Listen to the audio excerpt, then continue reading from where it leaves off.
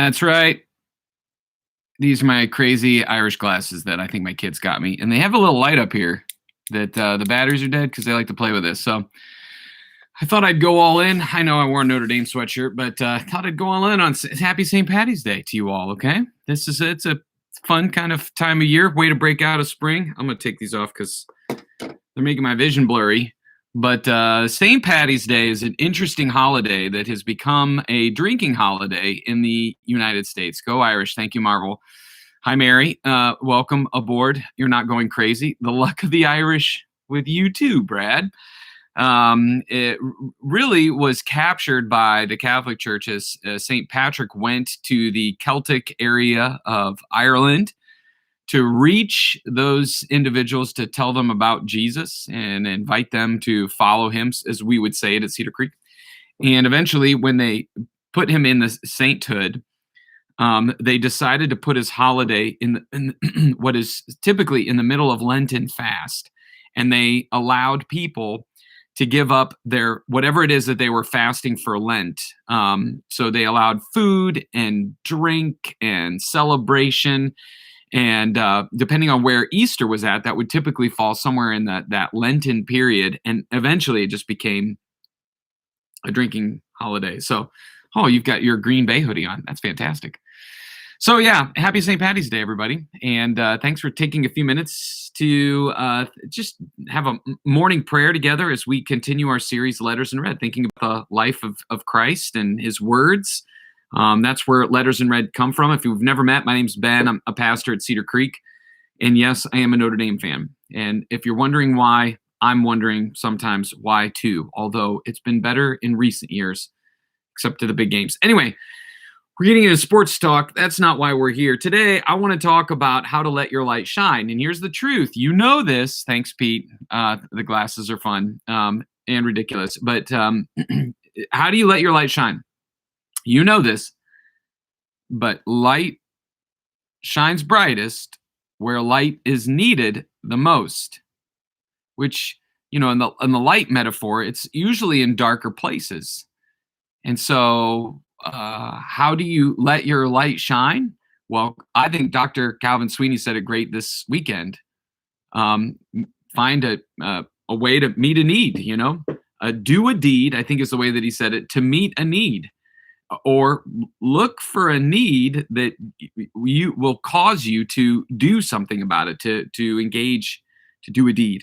So Matthew 5:16, Jesus said, in the same way, let your light shine before others, that they may see your good deeds, and then ultimately it will cause them to glorify their Father in heaven. So thanks, Jess. So look for opportunities. Look for where there are needs. Now, that doesn't mean it's your responsibility. Let me be clear for some of you people who, for all of us who maybe have a little codependency living in us, we feel like it's our need to solve everybody else's needs. No, I'm not saying that, but you do have an opportunity to be a light to someone today. You have an opportunity to meet a need probably every day, big and small needs. In 1 Corinthians 12:4, it says that there are different kinds of spiritual gifts, but the same Spirit is the source of them all. That God, in verse 7, it says that a spiritual gift is given to all of us. A spiritual gift is given to all of us so that we can help each other. And so really, that spiritual gift is like your own little version of a candle or a light. And when you get clarity on that spiritual gift, the way that God's wired you, that doesn't mean you don't do anything else. But when you get clear on the purpose that God has for you to help people connect with God, when you get clear on that and you're clear on your spiritual gift, then you can show up in those spaces to make a difference. For example, I was on my way to a planning meeting of sorts a few weeks ago, and they were dreaming about how we were going to serve people in our city. And it's a variety of organizations dreaming together, talking together about the best way to serve people in the central city. And so on my way there, excited about this meeting, sun was out. I see a car over on the side of the road with its flashers on. And so I just, I felt prompted to pull over and just roll down my window, not roll, but like, and I just said, hey, do you need any help? And I was fully expecting to hear like, oh no, son, daughter, AAA, I'm good. That's what I expected to hear. But I didn't want to drive by an opportunity without at least checking in. And so I said, hey, do you need any help? And Dolores is her name. Dolores took a deep breath and she said, yes. So I said, well, let me pull over. And so I pull over and get out of the car. And she's like, I hit the curb and I heard a bang, but I don't see any problems. And I just had a angle on the front tire and I could see the problem. She had a flat. She blew it out when she hit the curb. And I'm like, oh, Dolores, where are you on your way to? She's like, I'm going to the dentist. And I'm like, oh, man, the dentist. I don't mind the dentist. But, sometimes that just makes for an anxious day for some people. And she blew out her tire. And I'm like, where are you from? And she's like, Fremont. And I'm like, all the way from Fremont. Oh, man. So I spent the next 30 minutes helping her change her tire. And I know how to change a tire, so I know not everybody's had an experience doing that, but I was totally late to my meeting. I wouldn't say that, changing tires is in my particular gift set. So you could have changed that tire a whole lot faster than I did.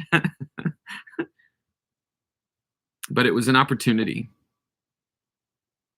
to bring a little light to her world. Because before I got out of the car, she was going to tackle this whole thing all by herself. Wasn't sure where to go, what to do. She left her cell phone at home. And I think God put me in her path to just bring a little light to what was starting out to be a pretty dark day. I want you to take this week and just look for opportunities to be a little light. Now, I know there are days where I can't stop at the car pulled over on the side of the road to help. But Sean Bellner told a story just yesterday, our White House campus pastor, of how he saw a truck with their flashers on and just pulled over and said, hey, how can I help?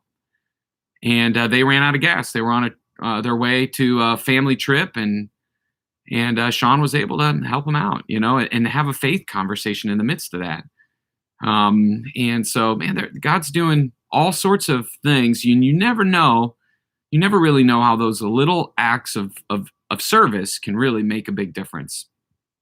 One of the ways that we do this is typically we ask a server whenever we go out to eat, especially when we used to go out to eat more often. I know that's starting to increase, but you go, you just ask the server, hey, is there anything I can pray for you for? Like, I'm going to pray before I eat. And man, I would love the opportunity to pray for you. Wendy, I agree. I hope she didn't have any cavities.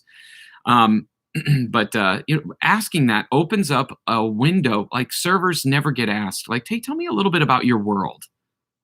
Like, what's really going on? And some servers are like, I'm fine. But there are other servers who are like, I've heard about kids. I've heard about family health struggles. Every 2 or 3 times I ask, the server gets a little teary-eyed and emotional because they're carrying a burden. It's an opportunity to be a light. And so find a need to do a deed. Do a deed that meets a need.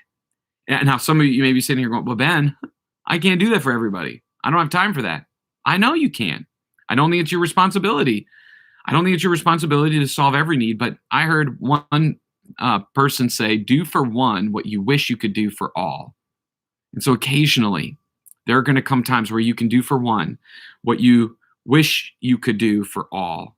It's the old starfish. And I'm going to do this starfish. I'm shining my light in their life. And I think that's powerful. That's what God invites us into. So what's your next step?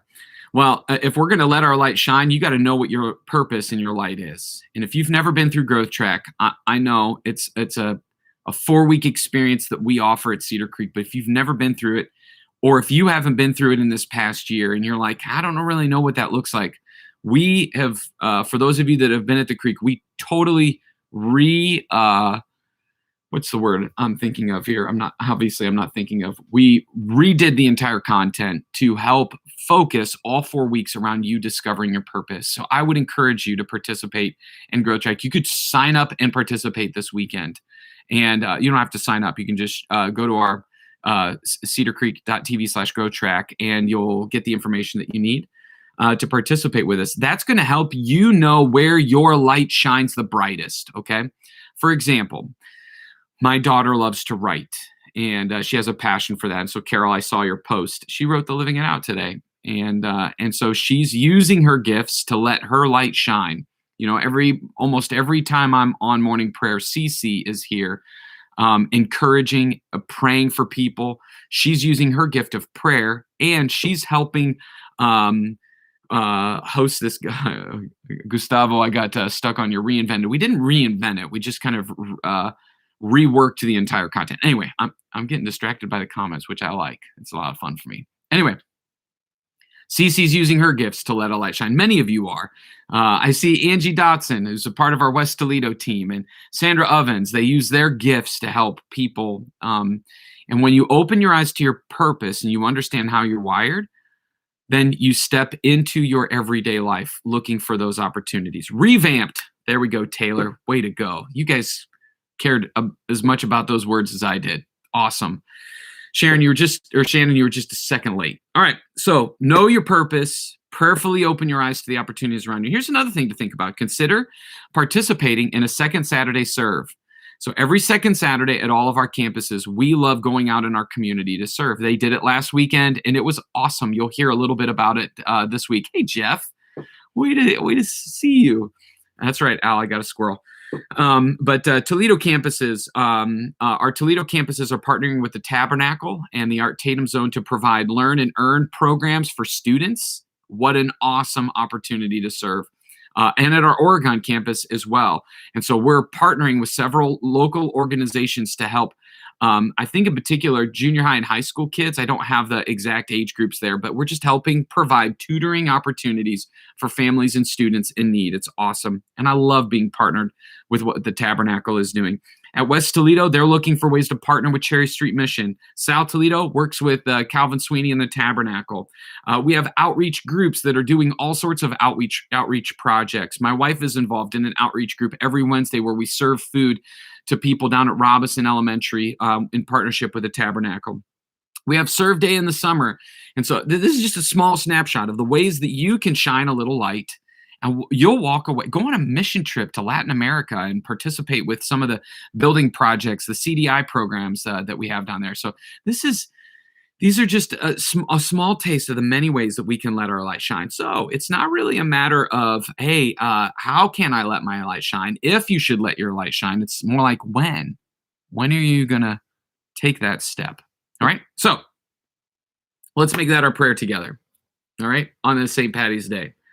St. Patty's Day in the story, in the actual life, he stepped out of the familiar comfort zone and went into a community of people that I think he was familiar with, but had an opportunity to serve and to shine a light on.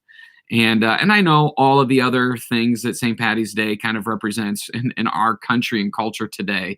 Setting all of that aside, today is a day where a guy let his light shine in a powerful way. So let's make that our prayer. Deep breath and say, Father, you are the light of the world. Thank you for choosing me. Thank you for choosing me to help me shine in the darkness. Help me see the needs around me and the deeds you are calling me to do. I want to bring your beauty, your goodness and light everywhere I go. In Jesus' name, amen. Simple prayer. Help me see the need and give me the courage to do a life-giving deed. Thanks for being here, everybody. Go enjoy St. Patty's Day, and I'll see you this weekend. I'm excited for the next message that we're going to be stepping into this weekend. I think it'll be a little surprise for some of you, and so something to look forward to as we continue Letters in Red. See ya. Enjoy your day.